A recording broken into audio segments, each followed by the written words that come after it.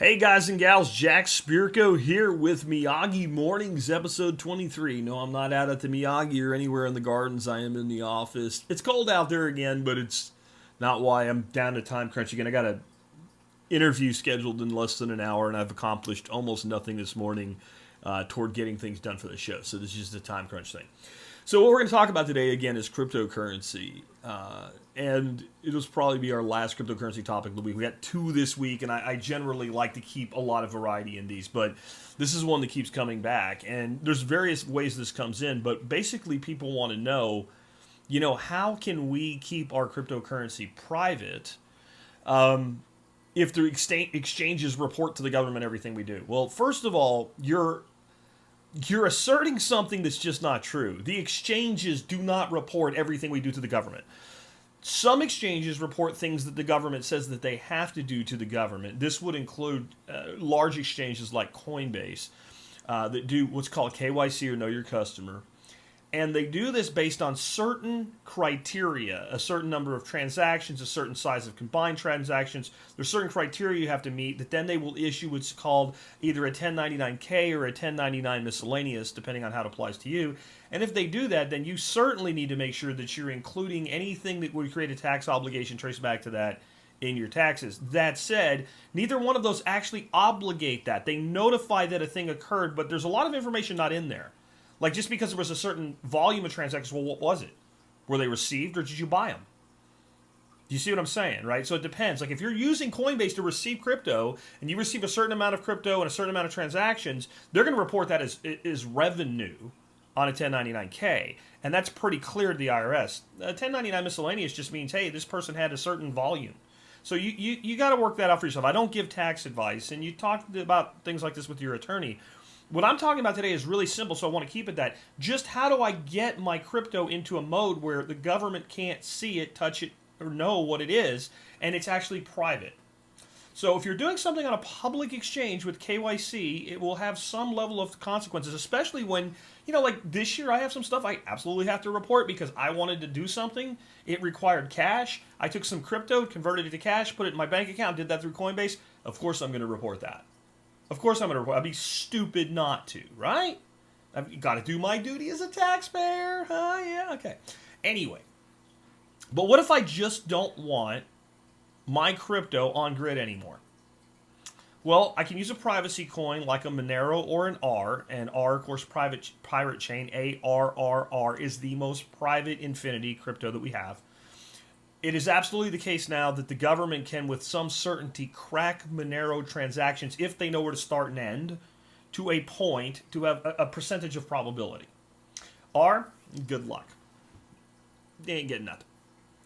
Now, so all you must do to take your money off grid so that it's disappeared is convert it into a privacy coin.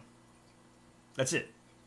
And R would be a great one to do that with. So imagine this scenario. You have some money on Coinbase in Bitcoin. You send that Bitcoin to another exchange that allows you to exchange for R. And you might want to use a No KYC exchange, but it doesn't really matter because this transaction from Coinbase over is public anyway. And the best thing, if you wanted the government to know anything, would be, yes, I sent it to myself. I sent it to myself. I just wanted to move it. So you send it somewhere. Then you convert it to pirate chain, R. Then you send it to an off-exchange wallet, a non-custodial wallet that you control. It's gone. Yes, if they audited that exchange and sequestered your information and got your information, they can say, Bilbo Baggins transferred this much money to this Z address with pirate chain. Okay. So what? How's it any different than knowing I had the Bitcoin over here? Now, tax consequences. If when you moved that Bitcoin, between the time you acquired it and the time that you moved it and sold it, you had a capital gain, you're supposed to report that as a capital gain and pay taxes on it. Okay, fine. If you're smart and if it's significant, you will report it and pay taxes on it. It's still gone. In fact, now it's cleanly gone. I gave you your token, I gave you your tribute, and I moved it into another form of currency. Well, where is it now? None of your business. Can we see it? No. Can you prove that you have it? Can you prove that I don't? See? See how that works? Pretty simple, isn't it? It's gone. It's there, but it's invisible now. It's gone into what we always hoped cryptocurrency would be, a way to do private business. And I'll tell you why some of this is happening. It's not just so people can cheat on taxes. It's not just so people can sell illegal merchandise on the internet or some shit like that. Mainly it's because the IRS has made it impossible to comply with everything the way that they want it complied with. And they've done it on purpose. By the letter of the law, you're supposed to, every time you spend cryptocurrency, calculate your gain or loss on it and report it. So if you only trade in large volumes and whatever, that's pretty easy to comply with. But if you're a person that like receives Bitcoin Cash and spends Bitcoin Cash, not only are you supposed to do that, but you're supposed to like, well, when was the last time, the first time in what's left of the Bitcoin Cash in my total possession that I got it? So if I've been saving Bitcoin Cash, some reserve of it for so long that there's some from 3 years ago, I'm supposed to use that as the basis on this $4.75 purchase I just made with Bitcoin Cash. For a person that's actually using cryptocurrency on a daily basis, this is impossible to comply with. Now, they're not out looking for that person, really. They're trying to get the people that are stupid, that are doing hundreds of thousands of dollars in trading profits and not paying any tax on it, and doing it through public exchanges where it's easy to find out who they are. That's who they're actually after, right now anyway. But there is no way a person who's... Because they have this rule, it's called first in, first out. First in, first out, which means, to make it really simple, let's say that you bought some Bitcoin in 2015, one, and then you bought one Bitcoin in 2018, and then you bought one Bitcoin in 2020. You're sitting there with 3 Bitcoins in your account, and you decide to either trade or sell one Bitcoin. You're supposed to use the price you paid in 2015 for the first Bitcoin as your basis. This is not how stocks work. Stocks work with kind of like-kind exchanges and things like that, but the other thing a stock would be, you would take the average of all 3 and get an aggregate, and you would declare that as your basis. Not with cryptocurrency. They've treated it differently than money, because if it was money, as long as you were spending it or changing it to another form of money like Forex, there'd be no tax consequences. See, they've made it impossible to comply with. This is why privacy coins are going to take over, because they solve that problem. Because let's imagine now that you've got a person you want to do business with and they want Litecoin.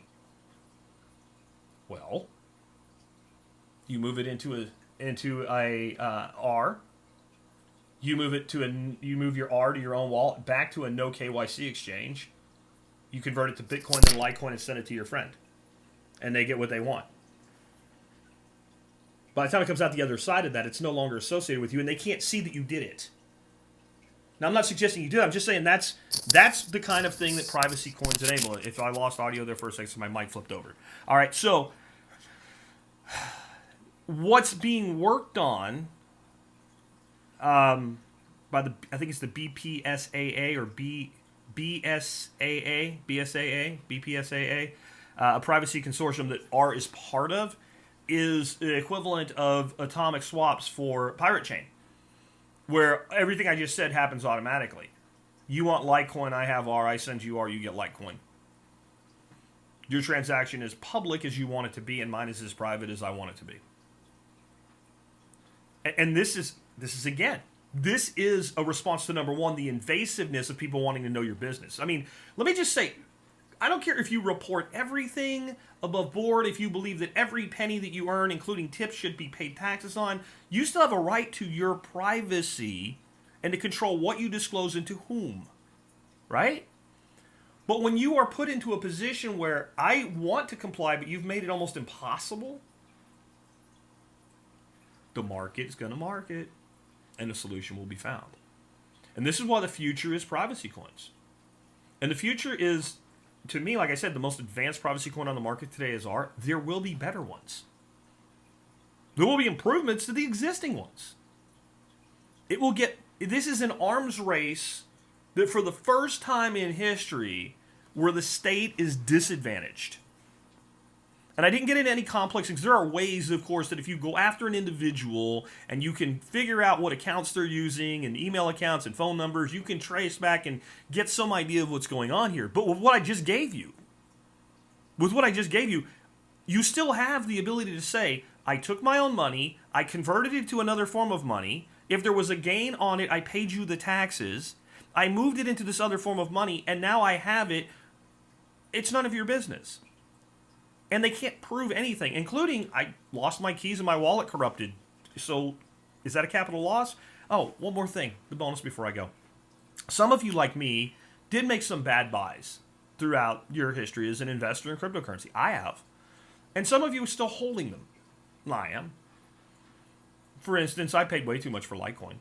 I've done the math on it. I can take about a $2,500 capital loss this year by publicly selling Litecoin and moving it into ARK. And I'm not giving you tax advice, but I'm telling you what I just said is following the letter of the law according to the IRS. If I sell or convert Litecoin, at this point, I am required to report that on my taxes this year and declare a capital gain or capital loss as it applies. Since all the Litecoin I bought was in Coinbase, and all the records are there, if they went back and found it, they would find that my basis matches my claim exactly. And I'm entitled to that capital loss. That offsets some of the capital gain I got when I sold other cryptocurrency to buy a car with this year. So I get to take a capital loss, I get to move into something with more upside potential, and I make my money invisible. And if I really wanted Litecoin again, on the back end of it, if I really wanted to, and I don't, I'm not recommending a buy on Litecoin right now, I could buy it back and you would not be able to see anything because I could do that through a non-KYC exchange or a swap site. See? This is the emerging new technology that we have that they can't control. Like I said, for the first time, we're in a technology race. The state can't win because we have thousands and thousands of gifted people developing these technologies in a decentralized manner. And it's just something that is going to continue to evolve. And the market is already 10 steps past where they're at the state level. And they have some sophisticated shit. Don't think they don't. But that's it. I'm not talking about defrauding anybody. I'm not talking about avoiding anything. All I'm talking about is taking your wealth from public to totally private, so that what you do with it at that point is your business and your business alone, which, if you don't think that's an inherent human right, there's something broken in your brain. With that, it's been Jack Spirko with another episode of Miyagi Mornings.